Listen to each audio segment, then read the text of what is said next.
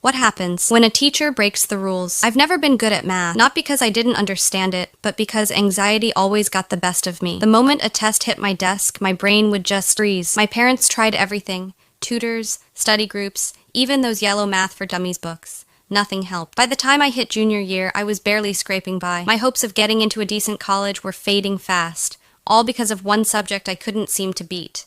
Then came Mr. Roberts, our new math teacher. From day one, he was different. He didn't start with equations or problem sets.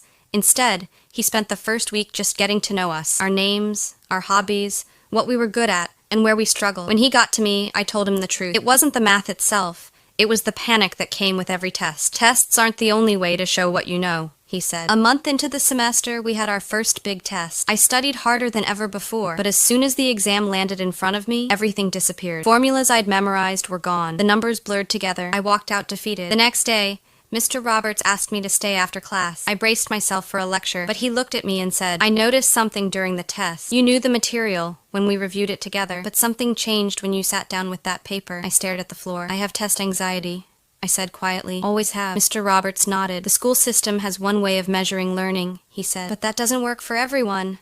I want to try something different with you." Then he laid out his plan. For the rest of the semester, I'd take my math tests alone in his classroom during lunch. No time limits. No pressure, just me and the material. "But that's not fair to the other kids," I argued. He shook his head. "Fair doesn't mean everyone gets the same thing. Fair means everyone gets what they need to succeed." I wasn't sure it would make a difference, but I agreed to try. So the next day at lunch, I walked into his empty classroom. "Take your time," he said gently, placing the test on my desk. "Just breathe, one question at a time." That first day, I only made it through half the test. He let me come back the next day to finish.